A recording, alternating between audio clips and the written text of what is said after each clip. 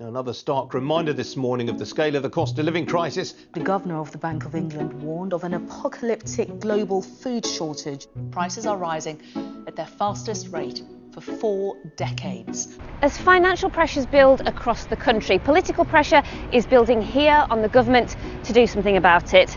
The Prime Minister says he's focused on the long term, growing the economy and creating better paid jobs.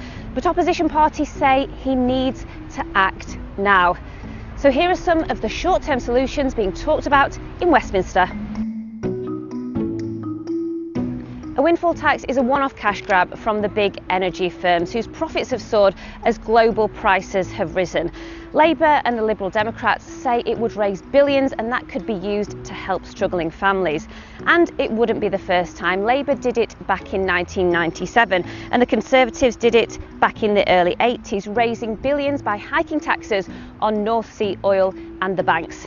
The Prime Minister has resisted so far. He says he wants to see those big profits reinvested to bring bills down in the future. The Chancellor, though, seems a little more open to the idea. Energy companies who have made extraordinary profits at a time of acutely elevated prices, investing those profits back into British jobs, growth and energy security. If that doesn't happen soon and at significant scale, then no option is off the table. 6th of April, national insurance rose to 13.25%.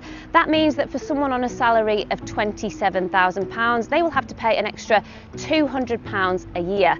Critics say it hits working people at the worst possible moment and it should be reversed. The Prime Minister says he needs the money to help the NHS and the social care sector recover from COVID.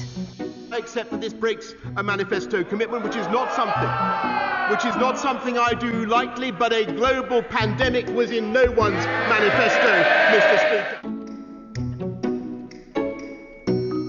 There is an income tax cut coming, but it won't kick in until 2024. Some Conservative MPs would like to see it happen sooner, but the Chancellor has said it would be irresponsible to do it any earlier than that. However, some economists don't want to see it happen at all. Universal credit was boosted by £20 a week during the pandemic, but that was scrapped at the end of last year.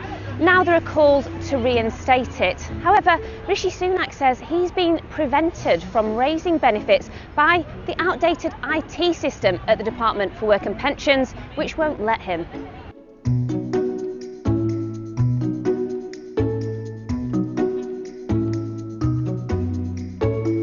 Without much money to spend, Boris Johnson has been leaning on his cabinet to come up with cheap solutions to the cost of living crisis. Some of the suggestions include letting motorists get MOT tests every other year rather than annually, loosening childcare rules on the number of staff required per child to bring down costs, and making people aware of help they are already entitled to but aren't claiming, like broadband discounts. This is a real crisis affecting people across the country, but it could very quickly turn into a political crisis here if the government fails to get a grip.